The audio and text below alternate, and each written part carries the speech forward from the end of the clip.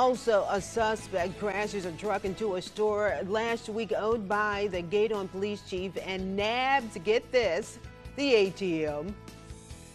Plus, with temperatures set to rise, officials are warning people about the dangers of heat stroke and leaving children in vehicles. Live from Acadiana, your local news leader, this is Passe Partout. Good Sunday morning to you. We begin in Gaydon, where authorities are looking for the person responsible for vandalizing and stealing an ATM inside a grocery store. So it turns out it is owned by the police chief. News 10's Rodrika Taylor has the story. It is shocking to hear the police chief's family-owned business was the target of an ATM burglary. The cleanup has started to repair what was damaged.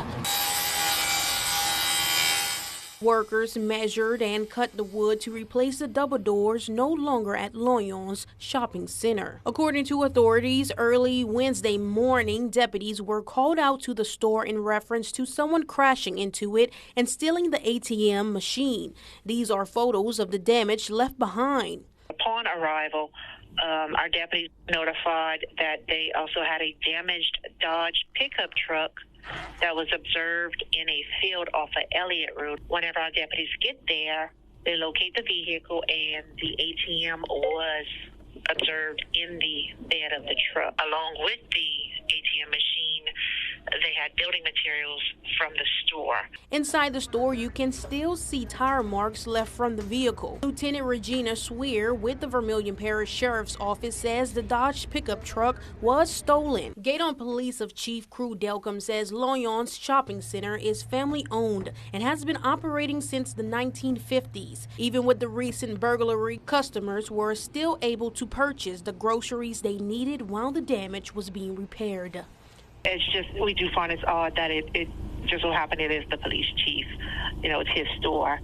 But we're hoping to find out something soon. The Vermilion Parish Sheriff's Office is investigating. If you have information, contact their office or Crime Stoppers at 337-740-TIPS. In Gaydon, Rodrika Taylor, KLFY News 10. Now for a story only on 10. A 55-year-old Gary James Gula of Brobridge tried to drown 8 newborn puppies in St. Martin Parish back in 2020. Gula was caught and convicted. The reward for the person who called in the tip was never paid in full. News 10 has been investigating why the tipster never received the full reward. We're told shortly after an additional $2,200 was received to go with the initial reward amount. News 10 spoke with Jeff Dorson of the Humane Society. That's when we learned a private donor then upped the reward by another $4,500, bringing the total of the reward to $7,200. However, again, the donation was never received. We reached out to him multiple times on multiple ways, by email and by regular post and by phone. He has not responded. So we can't honor what we don't have. And we explained that to the reward, the person who got the reward, that's where we are. News 10 reached out to the private donor, who tells us the check was never sent because he was never contacted with an update on Gula's conviction. The private donor says now that he knows Gula admitted to the crime, a check for the remaining $4,500 will be sent to the Humane Society. Attorney General Liz Murrow and Governor Jeff Landry announced a lawsuit against the Biden administration. They want to stop new rules being added to Title IX that give protections to transgender students that they feel put women in harm's way. News 10 Shannon Hecht brings us the latest on this developing story. Attorney General Liz Murrow says that this new rule from the Biden administration guts Title IX, but advocates say that it just offers protections for transgender students. The new rule mandates that schools provide protections against discrimination to include issues related to gender identity. Teachers would have to use a student's preferred name and pronouns, and students would also be allowed to use locker rooms and bathrooms that align with their identity. The lawsuit says it is discriminatory against biological women. Do not comply. State Superintendent Kay Brumley says it's a government overreach. Merle said that it is wrong that the over $2 billion in federal money that the state receives could be at risk for not wanting to follow the rule. Advocates for transgender youth say that they are a vulnerable population who needs these protections. We know that this is affecting students negatively. It is increasing all of the negative statistics, increasing suicidality. When asked about the challenges that transgender students face, Merle said that it could be addressed, but her priority is protecting biological women. I don't think that means that we have to deny what the effect of this rule is for biological women and on Title IX. I mean, it's just apples and oranges. She would not offer instances when a transgender student posed a threat to another student, claiming that she was told stories in confidence. Louisiana is joining 3 other states in this lawsuit, and they expect more school boards across the country to join in. At the Capitol for your local election headquarters, I'm Shannon Hecht. Then changes to the permitless concealed carry law are already in motion. One bill advanced in the legislature to ban concealed carrying without having a permit within 100 feet of a parade. The bill's author, New Orleans State Representative Mandy Landry, said every year the NOPD confiscates hundreds of guns. And with the permitted concealed carry law going away, they will now have a harder time determining who should not have a gun. Some opponents say people should be able to protect themselves at public events. The bill now advances to the full House. Continuing coverage as a panel of 3 judges tossed out the congressional map and passed by the legislature. Now there are questions about how a map will be in place in time for the fall election. Plaintiffs in the original case are appealing the decision to the U.S. Supreme Court. In the meantime, the Secretary of State says she needs a map in 2 weeks to prepare for the fall election. An attorney with the NAACP says the court did not change the ruling that a second district should be made, but it needs to go about in a different way. The court may very well draw their own map. They may accept a map that one of the parties to litigation submits. They could give the legislature another crack at it, although I think that is unlikely. Or, someone in a party to the suit could appeal and the Supreme Court could weigh in. So State Senator Cleo Fields already announced his candidacy for the new seat. He says he is not deterred by this and wants the Supreme Court to give the final say to have a resolution to this issue. So LSU is the latest college campus where protests over the war in Gaza have erupted. More than 200 students rallied, but not all the protesters were fighting for the same thing.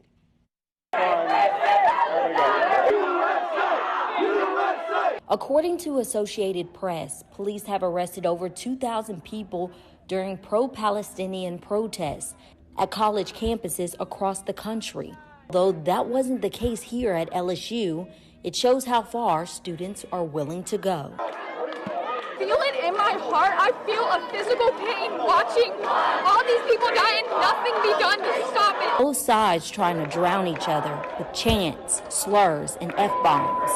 Demonstrator Mark Houston is not an LSU student, but he says he can't stop what's happening overseas, but he sure can pray about it. Definitely pro-America. I am against Hamas, but there is a spirit of confusion going along in America right now, and I'm praying against it, and I pray that it stops today. LSU student Jessie Nickens says she's against the ongoing war.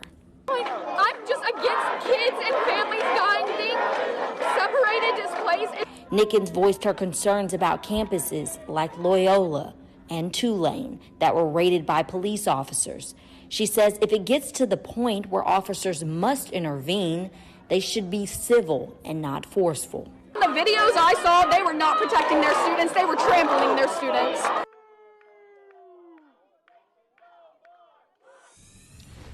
So Governor Jeff Landry last week proclaimed May 1st as Child Heat Stroke Prevention Day. This as Louisiana leads the nation and most child deaths from being left in a vehicle, according to the Highway Safety Commission. News 10's Britt LaFaso tells us why local and state officials are urging parents and caregivers to take note as we approach a scorching summer. Because it's just such a devastating situation, and it can just happen so quickly, and I just can't imagine. Ashley Moran with the Acadiana Planning Commission explains vehicular heat stroke can happen in less than 15 minutes. It can also happen to any family. Because most of the times these cases happen in families where, everybody's doing everything right. Parents are well educated, all of these kind of things, and they'll just have one day where their routine will be off. And that day will just, obviously devastate their lives. One child dies from vehicular heat stroke every 10 days in the U.S. More than half of the deaths happen at home. Data also shows most deaths happen when a child is forgotten. So a lot of these kind of things happen when the routines are off. If somebody else brings a child to daycare, if somebody else runs an errand with the child that doesn't typically do that, and then that's when the forgetfulness happens, because you're kind of on autopilot a lot of times when you're operating your motor vehicle or just, going about your day. But forgetfulness is not always to blame. A car seems like a little jungle gym in a lot of cases. So they'll go and they'll play in the car, but children are not really adept at getting in and out of vehicles, especially at younger ages. So they'll kind of get trapped in there. And so this is unfortunately a big thing. Having a day to remind people of the alarming issue is one way to always remember, once you park, stop, look, lock. It helps keep it in the back of people's mind, and helps people think about, hey, how can I make sure that this does not happen to me? So if you see a child in a hot vehicle, make sure they're okay and responsive. If not, call 911. Louisiana also has a Good Samaritan law that provides legal protection for those who rescue children from hot vehicles.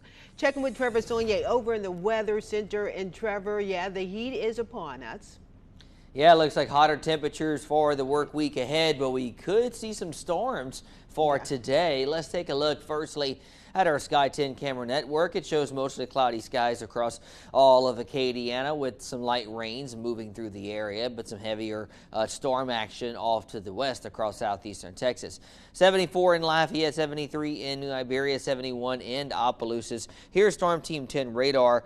Just some light showers across the area for now. We had this batch of rain moving through Allen and Evangeline a few hours ago, and then still some light showers across the Allen Parish, Kinder area, and then further off to the south here, some showers showing up across the coast. But we have heavier storm action off to the west here. It has weakened significantly, though, and models did show that occurring, but could still see a wave of heavier rain moving in through, I'd say, mid to late morning, the way it's extrapolating now. So that's something that we'll be watching later on in the morning, through the morning and through the early afternoon. Satellite radar looping things into motion. You can see this line of storms actually started across the Texas Hill Country about 3 hours ago and is continuing to move eastbound now, and we'll be moving through late morning across Acadiana. And then we have another disturbance that we'll be moving through for tomorrow, but rain chances look less with that, only about 20%. Temperatures rising through the 70s, getting into the low to mid 80s for this afternoon. Future radar has a few storms across the area through mid to late morning, but definitely not to the extent that we were seeing about an hour ago across southeastern Texas with that linear area of storms working eastbound. They even had severe thunderstorm warnings associated with them about an hour ago. But again, things have weakened, and hopefully that process continues through the morning hours and we just see some rainfall for today. And then for tomorrow, mostly cloudy sky, maybe a little more sunshine though, and we could see a few isolated showers across the area, but rain chances will be about 20, maybe 30%. Low end threat of severe weather today. It's a low threat, only a level 1.